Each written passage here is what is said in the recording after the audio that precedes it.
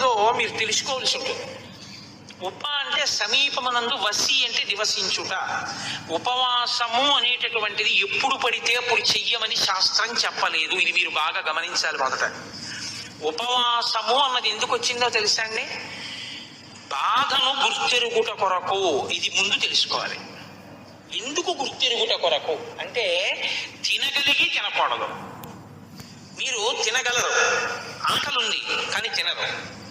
ఇప్పుడు బాధ ఇస్తుందా వేది, ఆకలి ఇస్తుందా వేసిస్తుందా టైంకి, కానీ మీరు తినరు. ఇప్పుడు నీరసంగా ఉంటుందా ఉండదా? ఉంటుంది. జాగరణ ఎందుకు చేయాలి? నిద్ర వస్తుంది కానీ పడుకోరు. ఎందుకు పడుకోరు? ఇంట్లో అన్నీ ఉన్నాయి, చక్కగా పడకుండి అన్నీ ఉన్నాయి, కానీ పడుకోరు. పడుకోకపోతే ఉండే బాధ ఏమిటో అనుభవిస్తారు, అన్నం తినకపోతే ఉండే బాధ ఏమిటో అనుభవిస్తారు. ఈ రెండు ఎందుకు అనుభవిస్తారు ఉపవాసంలో అని చెప్పారో తెలుసా అండి?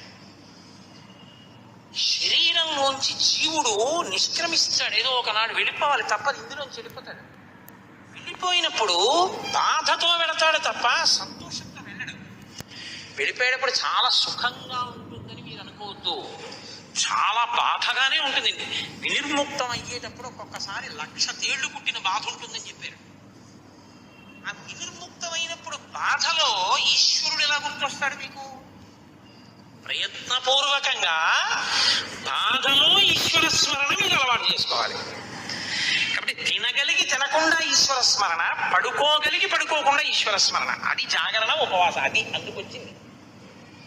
అది మీ ఇష్టం వచ్చినట్టు చేశారనుకోండి, ఈ శరీరాన్ని బాధ పెట్టిన పాపం మీ ఖాతాలో వేస్తారు. మరి ఉపవాసం ఎప్పుడు చెయ్యాలి? మీ ఇష్టం కాదు, శాస్త్రం నిర్ణయం చేసింది ఎప్పుడు చెయ్యాలో. ఒక్క ఏకాదశి నాడు మాత్రమే ఉపవాసం చెయ్యాలి. ఏకాదశి తిథి ఉపవాసం, ద్వాదశి పారణ. సూర్యోదయం అవగానే ఎంత తొందరగా వీలైతే అంత తొందరగా భోజనం చేసేయాలి. యంత్రాలని కూడా ఏం చేస్తా అంటే షట్ డౌన్ అని ఆఫ్ చేస్తారు కొన్నాళ్ళు, ఓ 2 రోజులు విశ్రాంతి ఇస్తారు, ఘర్షణ కొట్టేస్తుందని. మీరు ఈ శరీరంలో కొన్నింటిని ఆపడం మీ తరం కాదు, ఆపకూడదు కూడా. గుండె ఆపుతానంటే 2 రోజులు రెస్ట్ ఇస్తానంటే కుదరదు, ఊపిరితిత్తులు ఆపుతానంటే కుదరదు. కానీ అన్ని అవయవాలకి కావలసినటువంటి రక్తాన్ని తయారు చేయడానికి, తీసుకున్న పదార్థాన్ని జీర్ణం చెయ్యడానికి ఈ వ్యవస్థ నిరంతరం పనిచేస్తుంది. నిరంతరం పనిచేసే ఈ వ్యవస్థకి విశ్రాంతినిస్తే అది మరింత సంతోషంగా పనిచేస్తుంది. ఈ శరీరానికి అన్నం ఇవ్వడం ఆపి భగవత్ కీర్తనామృతంతో దీన్ని నింపుతారు. ఆ ఉపవాసం నాడు భజనామృతము, భజన చేత అమృతం, స్తోత్రామృతము, స్తోత్రములతో అమృతం, ధ్యానామృతము, ధ్యానము చేత అమృతం. తప్ప ఉపవాసం ఉండి ఆఫీస్కి వచ్చేసానండి అని వెళ్ళిపోకూడదు. ఉపవాసం కాదు. అది ఏమిటవుతుందో తెలుసా అండి? తినగలిగి తినకుండా ఉండి ఒకనాడు కిందటి జన్మలో ఎవరో నువ్వు అన్నం తింటున్నప్పుడు వచ్చి పెట్టమని అడిగితే నీకు ఉండి కూడా లేదని ఇంట్లో పదార్థాలు దాచి ఆకలితో ఉన్నవాడికి పెట్టకుండా పంపించినటువంటి వాడి బాధ నీ ఖాతాలో పాపంగా పడిపోతే ఆ పాపాన్ని ఇవాళ నువ్వు కూడా ఉండి తినకుండా దరిద్రాన్ని తీర్చేసుకున్నావు, ఆ పాప ఫలితాన్ని. అది ఆఫీస్కి వెళ్ళిపోయి చేసే ఉపవాసం. ఉపవాసం అంటే ఆఫీస్కి వెళ్ళిపోతే ఉపవాసం చెయ్యొద్దు.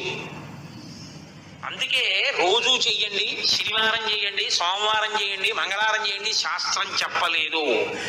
ఆమరణ నిరాహార దీక్ష అన్నాడు ఆయన, మహాపాపము. ఈ శరీరాన్ని శోషింపచేసే అధికారం నీకు లేదు అన్నం పెట్టకుండా.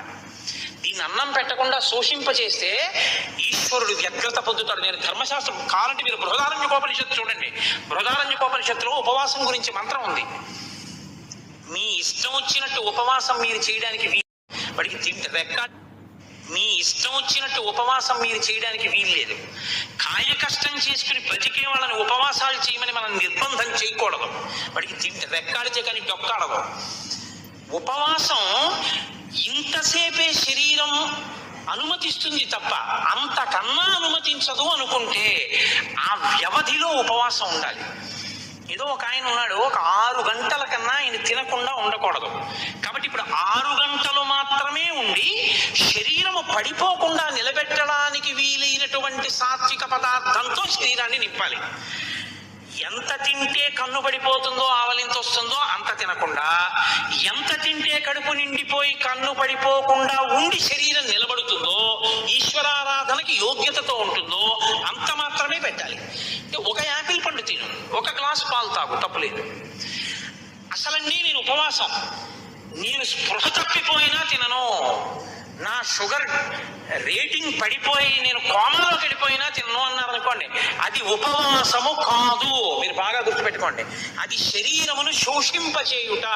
అలాగని నేను ఉండలేనండి అని ఎప్పుడూ తినకూడదు, ఎప్పుడూ అప్పుడు ఉపవాసం ఉండాలి. 3 గంటలు ఉండగలవా? ఉండు. 4 గంటలు ఉండగలవా? ఉండు. అరగంట ఉంటానండి అని చెప్పి ఇడ్లీ 8 తినేది 8:30కి తినకూడదు. ఏదో ఒక రోజున నువ్వు ఉండగలిగిన వ్యవధి చూసుకుని ఉపవాసం చెయ్యాలి. ఆ ఉపవాసంలో ఏం చెయ్యాలి అంటే, మీరు రోజల్లా ఉపవాసం ఉన్నారనుకోండి, రోజల్లా ఉపవాసం అంటే అర్థం ఏమిటో తెలుసా అండి? మీరు ధ్యానమునందు ఉండాలి, మార్చి మార్చి ఉపవాసం చేయాలి. మేము ఒకసారి సత్యనారాయణ వ్రతం అసలు శాస్త్రంలో ఎలా చెయ్యాలో అలా చేశాం. కాపవరంలో చేశాం కదా శర్మ గారి. పగలల్లా ఉపవాసం ఉండమంటుంది స్కాంద పురాణి రేవాఖండే అంటాం. అది చెప్పేదోటి మనం చేసేదోటి అనుకోండి. సత్యనారాయణ వ్రతం పొద్దున చేసేస్తాడు, అందులో ఎక్కడ పొద్దున చేయమని ఉండదు. ఉపవాసం ఉండి సాయంకాలం చేయి గోమయంతో అలుకక్కడని ఉంటుంది. ఎవడో ఆవు పేడతో అలికేవాడు ఉండడు. ఆ మంటపాన్ని దానం చేసేయని ఉంటుంది. నిన్ను ఎవడు పెట్టమన్నాడు అష్టలక్ష్మి వెండి చెంబు? వ్రతమా వ్రత భంగమా? నువ్వు ఎవరైనా రాగి చెంబే పెట్టి నేను ఎవడెట్టమన్నాడు? మీ ఇంట్లో ఉంది అష్టలక్ష్మి చెంబు అని. అష్టలక్ష్మి చెంబు పెట్టడం ఎందుకు? మంటపం దానం చేసి చెంబు దాచేసుకోవడం ఎందుకు? చెంబు పెట్టి దానం మంటపం ఇచ్చేస్తే చెంబు కూడా పోయిందంతే, ఇచ్చేసి సంతోషంగా ఇచ్చేసి ఏడుస్తూ ఇవ్వకు, మళ్ళీ అదో గొడవ. కాబట్టి చేసేటప్పుడు పురాణం ఎలా చెప్పిందో అలా చేయాలి, కల్పం అంటారు. అంతేగాని మన ఇష్టం వచ్చినట్టు మనం చేయకూడదు. పగలంతా ఉపవాసం ఉండుట అంటే మార్చి మార్చి ఈశ్వర సేవ చేస్తూ ఆయనకు దగ్గరగా ఉండాలి. తిన్నది కూడా ఆయన ప్రసాదం తినాలి, ఆయనకి పెట్టగా మిగిలినది తినాలి. అంతేకాని మనకని వండుకుని తినేసింది తినకూడదు. ఆ రోజున ఈశ్వరుడికి పెట్టగా మిగిలిందంటే ఏంటి? 4 సమోసాలు నైవేద్యం పెట్టానండి తిన్నానండి అనకూడదు. ఈశ్వరుడికి పెట్టగా మిగిలిందంటే ఏమిటో తెలుసా అండి? చెరువు ఎప్పుడూ మిగలకుండా ఉండకూడదని శాస్త్రం కదండి. హవిష్యం యజ్ఞం చేసేటప్పుడు, హోమం చేసేటప్పుడు సరిపోయేటంత ఉండకూడదు, కొంచెం ఎక్కువ ఉండాలి. హవిష్య పాత్రలో హవిష్యం మిగలాలి ఎప్పుడు కూడా. అది వేస్తారు. మిగిలిన హవిష్యం ఉంటుంది, దానికి రుచి ఉండదు. అదేం దాంట్లో మిరియాలు ఉప్పు కారం అన్నీ వేసుకుని ఏం తయారు చేసుకోలేదు, ఏదో కమ్మగా ఉంటుంది అంతే, పచనం చేసి ఉంటుంది. అది దాన్ని ఇంట్లో హోమం చేసేసిన తర్వాత పాత్రలో మిగిలిపోయిన హవిష్యం ఏది ఉంటుందో దాన్ని తినాలి ఆ రోజున. అందుకే ఓ మాట అంటారు, స్వామి పుష్కరిణీ స్నానం సద్గురో పాదసేవనం ఏకాదశి వ్రతం చాపి త్రయం అత్యంత దుర్లభం. ఏకాదశి వ్రతం ఎవడు చెయ్యడరా అంటారు. ఇదే కారణం. ఇలా చేస్తే ఒక్క ఏకాదశి వాడి జీవితం సంస్కరింపబడుతుందంటారు, ఈశ్వరానుగ్రహం కలుగుతుందని.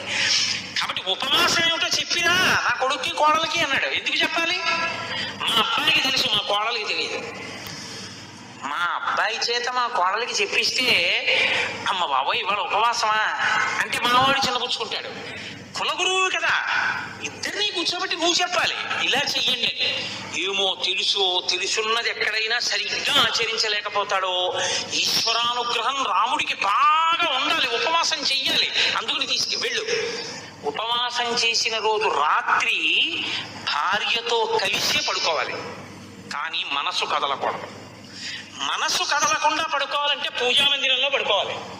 పూజామందిరంలో దర్భాసనం వేసుకుని పడుకోవాలి భార్యతో కలిసి. తప్ప ఆవిడతో కలిసి పడుకుంటే నా ఉపవాసం పాడైపోతుందండి అని ఇద్దరు చిరోగదిలో పడుకోకూడదు. ఇంకా నువ్వు ధర్మబద్ధమైన దాంపత్యం ఏం చేస్తావు? దర్భాసనం వేసుకుని ఇద్దరు పూజామందిరంలో పడుకుంటే ఆవిడ నీ పక్కనున్నా నీ మనసు కదలకూడదు. ఈశ్వర పాదముల దగ్గర నేను పడుకున్నాను, ఉపవసించి ఉన్నానని పడుకోవాలి. ఇది ఉపవాసం అని చెప్పిరా వశిష్ఠ. అలా మా వాడు చేస్తే బాగా ఈశ్వరానుగ్రహం కలుగుతుంది. కలిగితే నేను అనుకున్న సంకల్పం నెరవేరితే రేపు వాడికి పట్టాభిషేకం అయిపోతే అమ్మయ్య నాకు పెద్ద బరువు తీరిపోతుంది. రాముడి వైపు నుంచి ఈశ్వరానుగ్రహాన్ని పరిపుష్టం చేస్తున్నాడు దశరథుడు. చేస్తున్నాడా, మనకి నేర్పుతున్నాడా ఉపవాసం అంటే ఏమిటో? మనకి అంటే మీరు నేర్చుకోక్కర్లేదు, మీరు పెద్దలు, మీకు అన్ని తెలుసు. నాబోటి గారి గురించి నేను మాట్లాడేది. కాబట్టి ఉపవాసం అంటే ఏమిటో తెలుసుకోవాలంటే మనం రామాయణం అయోధ్య అయోధ్యకాండ చదవాలి. మీరు ఏ చిన్న విషయాన్ని తెలుసుకోవాలన్నా రామాయణంలోకే చూడాలి. రామాయణంలో ఉండని ధర్మం మీకేం ఉండదు. కాబట్టి ఉపవాసం అంటే ఇది అని తెలుసుకుని చేస్తే అది ఉపవాసం. అది తెలుసుకోకుండా చేస్తే ఇంకోలా ఉంటాయి ఆ ఉపవాసాలు. కాబట్టి వెళ్ళవయ్యా, వెళ్ళి అలా చేయించు అన్నారు. ఇప్పుడు రాముడు ఏం చేశాడు అన్నారు అంటే, మహానుభావుడు ఆయన శేషంచ హవిషస్తస్య ప్రాశ్యాశా స్వాత్మన ప్రియం. ఆయన రాత్రి పడుకున్నప్పుడు దర్భాసనం వేసుకుని భార్యతో కలిసి దేవాలయంలో పడుకున్నాడు, విష్ణు భగవానుడి దేవాలయంలో. ఉదయం వేళ స్నానం చేసి గాయత్రి చేసి సంధ్యావందనం చేసుకుని, రాత్రి కదండి చెప్పాడు ఉపవాసం చేయమని. అందుకని ఆ రాత్రి ఉపవాసం చెయ్యాలంటే పదార్థం తినాలి కాబట్టి హోమం చేసి శ్రీమన్నారాయణుడి పేరు మీద యాగం చేసి ఆ యాగానికి వండినటువంటి హవిష్య పాత్రలో మిగిలినటువంటి హవిష్యాన్ని రాముడు తిన్నాడు. రాముడు తిన్నాడు అని చెప్తే సీతమ్మ కూడా తిన్నట్టే. వాళ్ళిద్దరూ ఆ హవిష్యాన్ని తిన్నారు. అర్థం లేని అనుమానాలు చాలా ఎక్కువ. అసలు సిద్ధాంతం తెలుసుకోరు. దీపంలో 2 ఒత్తులు వేయాలా 3 ఒత్తులు వేయాలా, బతికున్నన్నాళ్ళు అది అనుమానం. లేకపోతే ఉపవాసం అంటే యాపిల్ పండు తినచ్చా సమోసా తినచ్చా. నాకు ఆశ్చర్యంగా ఉంటుంది. ఒకసారి వెంకటాచలం వెళితే నేను ప్రసాదాలలో ఉచిత ప్రసాదం ఇచ్చే దగ్గర ఒక ఆవిడ తీసుకుని నాకు ఇచ్చేసింది. ఇచ్చిస్తే నేను అనుకున్నాను, ఏమమ్మా మీరు పులిహార తినరా ఏమన్నాను అంటే, కాదండి నేను ఇవాళ ఉపవాసం అంది. ఆవిడ ఉపవాసం అంటే వెంకటేశ్వర స్వామి ప్రసాదమే తిందట. ఏం ఉపవాసం, దేనికి చేస్తున్నట్టు ఉపవాసం? ఉపవాసం ఈశ్వరానుగ్రహం కోసం. ఈశ్వరానుగ్రహమే ప్రసాదం. ప్రసాదమునకు ఈశ్వరానుగ్రహం ప్రసాద రూపంలో ఇస్తారు మీకు. అది తింటే అదే మీ మనసు అవుతుంది. మనసులో బుద్ధి వస్తుంది, బుద్ధి వలన ఆలోచన వస్తుంది, ఆలోచన వలన ఈశ్వరానుగ్రహంతో కూడిన ఆలోచన వలన మీ ఆపదకి పరిష్కారం దొరుకుతుంది. పరిష్కారం ప్రసాదం వదిలేస్తే సత్యం. బుద్ధి వలన ఆలోచన వస్తుంది, ఆలోచన దొరుకుతుంది, పరిష్కారం వల్ల మీరు గట్టెక్కుతారు. కాబట్టి ప్రసాదం తినండి అంటారు. ప్రసాదం వదిలేస్తే సత్యనారాయణ స్వామి వారి వ్రతకథలో కూతురు అల్లుడి గారి పడవ మామగారి పడవ మునిగిపోయి అంటారు. అంటే ఆ శాడిస్తే సత్యనారాయణ స్వామి ప్రసాదం తినవాడు ఎవడు పడవలు గుచ్చేద్దాం చూస్తాడని దాని అర్థం. అంటే ఈశ్వరానుగ్రహాన్ని వదిలేసుకుంది కాబట్టి పడవ మునిగిపోయింది, పుచ్చుకుంది కాబట్టి లేచి. ఈశ్వరానుగ్రహము అది తెలుసుకో